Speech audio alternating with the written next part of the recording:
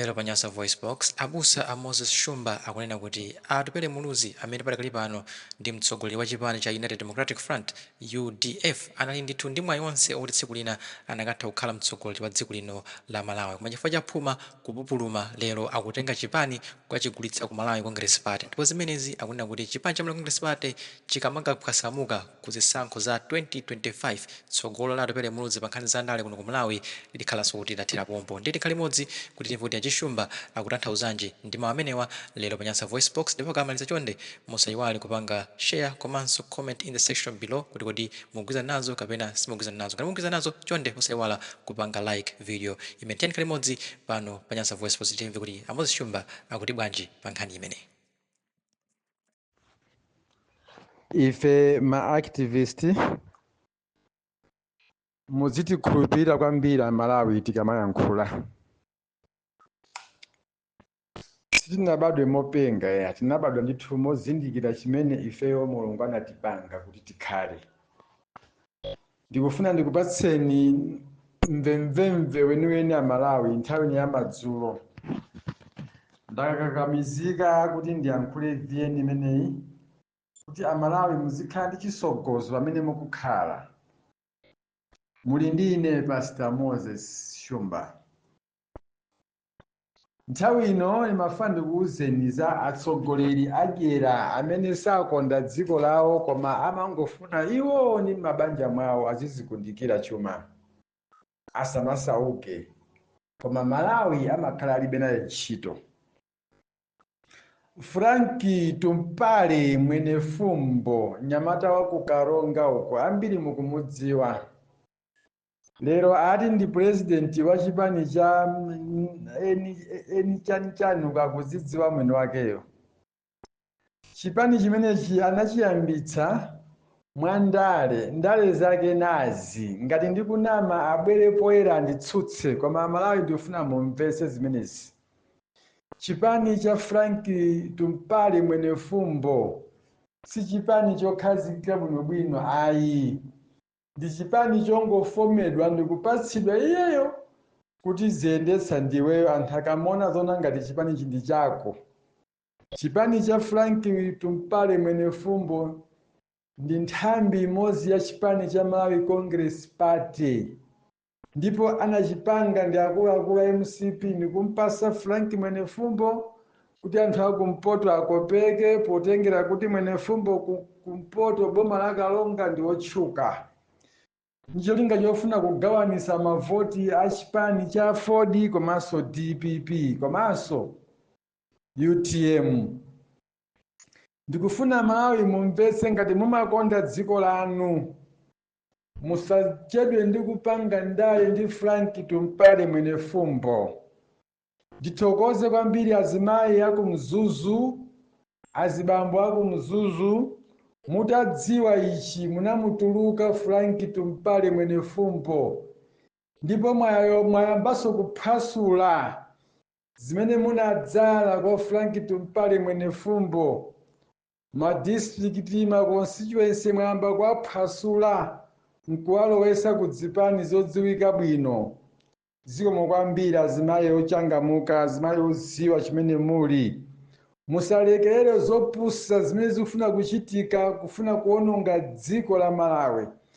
Ife tikunena kuti Malawi Congress Party si chipani tsopano koma ndi bungwe longofuna kuononga dziko la Malawi, kufuna kubweretsa one party system. Zimenezo ngati ife ya Malawi olikonda dziko sitikulola kuti MCP ipangenso zimenezozo. Ndipo tikutsindika ineyo ngati Pastor Moses Shumba kuti Amalawi musayerekeze kupereka voti yanu ku zipani ngati zimene ndizitchule pano lero. Usiku uno khale usiku wopambana kwa inuyo Amalawi. Chipani cha Frank Tumpale mwene Fumbo mukazamva kuti akubwera akuti ka eni ata chani kaya national ka chani kaya party uko NRP, musalolele musampase voti, ndipo Frank mwene Fumbo sangakhale president wa dziko la Malawi chifukwa cha zinthu zitatu zinayi. Frank mwene Fumbo ni munthu osokoneza kwambiri, sanakule mwa umunthu, anakula mwa mphulupulu. mumakumbukira nthawi inake analanda chipani cha Ford kumulanda olemekezeka Right Honorable Enoch Chihana kuchitenga mamphulupulu kuja anthu amphulupulu pani nthawi zambiri amakhala anthu osokoneza kwambiri musapereka ndipo anthu ngati mukufuna kumucherenga mucherani koma alibe china chilichonse ndalama zimene akupangira fandi chimene chake akumazitenga ku MCP mawu amene ndikuyankhula pa ndiona umboni ndili nawo ngati afuna umboni andisake ndibweranso ine sindimaopa ndimanena chilungamo chokhacho ndipo pa chilungamo sindidzaopa Malawi mawu amene mwakhulupirire ndiye kulika chipani kenanso uku kamene kakumanama koma ndofuna ndiwauza mtundu wa Malawi kuti black or white soon and very soon Austin Atupere Muluzi abwera poyera kwauza Malawi kunena kuti ndapanga alliance ndi MCP mawu amene ndikupanga pa ndikukusana pa mwapange noti ndipo musandikhulupirira kuti Pastor Shumba anayankhula ngakhale iye akukana koma black or white soon and very soon abwera poyera akulu aja akufuna upresident koma upresident sitimatengera mphulupulu inde apanga alliance atenga akhala vice kala running mate koma ife tikutsindika ngati Malawi kunena kuti kugwa kwa chipani cha MCP this coming election Atupereso wathera pompo ndipo anali ndi mwayi waukulu kwambiri mwana ameneyi kuti akozokhala mtsogoleri wa dziko lino koma waonesa kupupuluma akupanga zinthu zakuthuma za against sitikumuletsa ndi ufulu wake akoza kupanga zimene angapange koma asapusisa Amalawi amene mumasapota chipani cha UDF musalolere kutengedwa kupitisidwa ku chipani cha MCP muzikumbukira zimene anzanu aona mbuyomu musaganize kuti niyo ndinu anthu ofunikira kuposa anzanu amene aona zinthu zoopsa mbuyomu mawu amene amudzakumbukira mukukhesa misozi tsiku lina koma sizidzakhala ndi reverse izangokhalapo ndi regret ndakusokosera kulinga utamva ife tikamayankhula timafuna tipulumutse mtundu wa Malawi ife ngati ma-activist tikamayanena sitimanena kuti tikukondera koma timangoyankhula chimene anthu muchimve ndi kuchitsatira timanena kuti DPP ndi chipani chokhacho chimene chingachotsa Malawi mu mavuto sitikunena kuti chifukwa ndife a DPP ayi koma tikuyankhula zona zimene amene akudziwa chilungamo avomereza amene amasemphana ndi chilungamo anena kuti akwawa ndi a DPP mwinanso agulidwa ife sitimagulidwa ngati ne Pastor Shumba sinimagulidwa koma ndimangoyima pa chilungamocho kuti ochisata akachitsata mawa adzamve ameni koma amene safuna chilungamo amatsutsa amayankhula zawo zamwano koma zilibe ntchito koma long at last zidzakhala ndi tanthauzo ndikuyankhula izi ndikubwera kwa Dr. Akabambe tsopano Akabambe ndinanenadzana kuti mwindiphuma inuyo mapupuluma ndiye kamufuna mufafanize mapazi a APM simukwanisa akulu simukwanisa ngakhale kuti ndinu munthu amene munapanga za matikaya za chuma kaya sizikukhudzana ndi ndale inuyo pa ndale muli patali kwambiri komabe popeza ndi ufulu bapangani koma muzakhulupirira mawu amene ndikunena pano kuti panali munthu wina yake amandiyankhula kuzaka inuyo Akabambe ndi ineyo Pastor Shumba ndine wamkulu kuzaka koma mwina kumaphunziro ndinu dolo koma kunzeru zachibadwidwe inu sinu dolo ndineyo mukanakhala wina mukanamvesa upangiri wanga nawo inuyo ndi akuthyolo inuyo ndi akumwera inuyo maphunzisidwa ndale kuchokera kwa APM zonse ndikunena apasi mukuvomereza tadekani mupereke ulemu umene munaulandira kwa APM sanakunyozeni podziwa kuti munthu ndi wakwathu kuthyolo munthu uyu anaphunzira munthu uyu akoza kutithandiza papa ndimutenge ndimuyike apa ndikukhala governor wa Reserve Bank It wasn't a simple thing. Kodi munthu akakuchitira zabwino uyembekezere kulandira zoyipa kwa munthuyo kapena kulandira zikomo kwa munthuyo? Ndimakhulupirira kuti ngati munthu amene makhulanso ndi chipembedzo cha Seventh Day Adventist chimene chimasunga malamulo a Mulungu, 10 commandments of God and of Moses, inuyo mngayena okhala patsogolo kupereka chitsanzo chabwino kuti kholo likakuchitira zabwino iwe ngati mwana umenenso ubwezerenso zabwino. APM sanakupangeni choyipa. APM ananena kuti ineyo ndasiya ndale. Anayankhula yekha ndithu chaka cha 2020, ndale ndasiya. Amene afuna kutenga mpando wa president kuchipani cha DPP muyambe kuzikonzekeretsa. Ndifuna mundimvetse kwambiri. Koma APM potengera ndi mmene anagwirira bwino ntchito mbuyomu, anthu akufuna kwabwino, good governors, good supporters, good people, good Malawians, ndi amene anampanga force APM kuti no matter what APM, you are not going to resign DPP. Pokapo chipani ichi chitakhala chotsikuti chikulamula nde muzapange resign. Kaya Mungu ndimvesa kabambe, ngati mukupange izizi kupsya mtima kana ndiphuma dekhani. Sikufuna kwa APM kuti akumbwititseni. Kunali inuyo munkafuna kuyima, kunali Bright Nsaka ankafuna kuyima, kunali amwana Mveka ankafuna kuyima, kunali akolina Nkhumwa ankafuna kuyima. Koma enawo atamva kuti anthu akwapempha adadi by enemies by compulsory, adadi anavomereza amanali majority rule.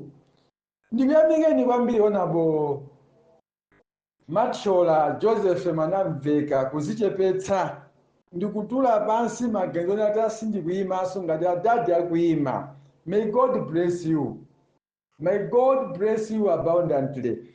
Ndikuyamikeni adadi a Bright Nsaka, mutamvera adadi akuyima chifukwa cha anthu kwapempha munadzichepesa kuti ayi sindingapsende adadi. May God bless you adadi. Mulungu akudalitseni kwambiri akuluakulu inu awiri inuyo, ndipo Mulungu akwaniritse masomphenya anu. Ndimafuna ndinene kuti akabambe kupanga izi ngati mukupangira phuma kapena kupsya mtima kapena mumumvese kuwawa APM sangamve kuwawa. Chifukwa ntchito imeneyi imene tikuyamba lero iyi imene tikufuna kuti Malawi achoke iyi si yawo ya adadi, si ya munthu koma ndi ya Mulungu. Moti zimene zifuna kuchitika mu 2025 akuzipanga ni Mulungu mwini wake mlengi. Adadi azingothandizira koma mlengi aponga kaleseto china chilichonse.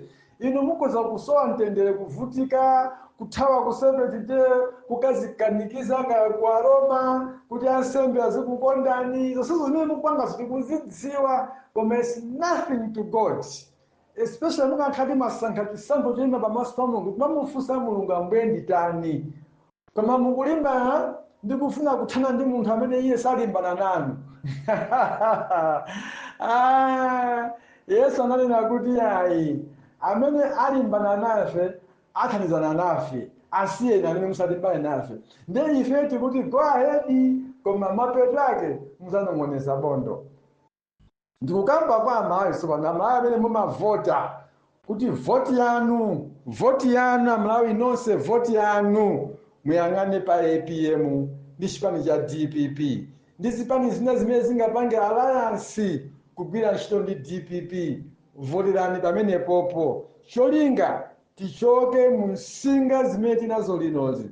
Chifukwa izizi ndi nsinga uwundu ukapolo. Amalawi tilipo ukapolo kwambiri oyendera. Atisiya m'manja mwa akapolo achakwera. Mwa ukapolo mene tikusowa kuti tichoka mbanji. Muone ngakhale mvula ikubwera mothawathawa, madera ena mpaka lero chimanga kusanadzale. Tikhalanso ndi njala yayikulu ngati sitichenjera. Chifukwa chani? Boma lalephera kuthandiza Malawi. Pamene ndikuyankhula pano fertilizer wa IPA kamati API kamati chani ansanagule ndalama anthu zili mthumba kudikira kuti fertilizer yabwera na mpaka lero. This is now 4th December. Zimene sizinachitikepo mbuyo mosemu. Boma ili ndilo kupha. Boma ili ufuna kupha Malawi. Koma pitirizanibe kukalembetsa. Ndimakamba verse imene imapezeka mu Bible pa nkhani ya ana Israeli. Ana Israeli akuyenda kupita mdziko la Kenani. Anakumana ndi nyanja yofiira ndi anayima. Titani tiwoloka bwanji. Atayang'ana mbuye mzati kubweranso adani a Farao. Mose tona ati ife tikufa. Mulungu anamuwuza Mose awuze ana Israeli asaope. Asayime aziyenda. Ifenso tisaope, tisayime tiyeni tiziyenda. Chipulumutso tichiona kutsogolo. Mulungu ali nafe. Wakumva wamva, osamva asamve, koma amanena kuyenda kusokosera nkulinga otamva. Amalawi anzanga, tiyeni timange chimodzi, mumvese uthenga wangawo. Tiyeni tisagwedezeke ndi zipani zing'ono zimene zangotumidwa kukhala nyambo kuti zigawanitse mavoti, cholinga iwo wa MCPO azapambane. Musamvere tupale mwene fumbo, musamvere atupele muluzi ngabodza, pokapoka zayankhule poyera ndipo tizaone tokha. Kwa mawu amene ndikunena apawa, mawu amene wampompa na muvomera atupela kunena kuti ine ndigwira ntchito ndi chipani cholamula cha MCP. Amalawi, chenjerani, samalani, mvesesani, khalani ndi chidwi, musakhale ndi makani pokhala ndi mbadati chuti kapena pongokonda chipani chimene munacho, koma mukonde utsogoleri wa dziko. Mukonde dziko lanu, osakonda chipani chimene chichopanda tanthauzo. Ayi, zimenezo ndikuti ayi. Tivotere DPP ndi APM atiphule mu mavuto. Mukhale ndi usiku wabwino. Ndine Pastor Shumba, the Lion of Judah.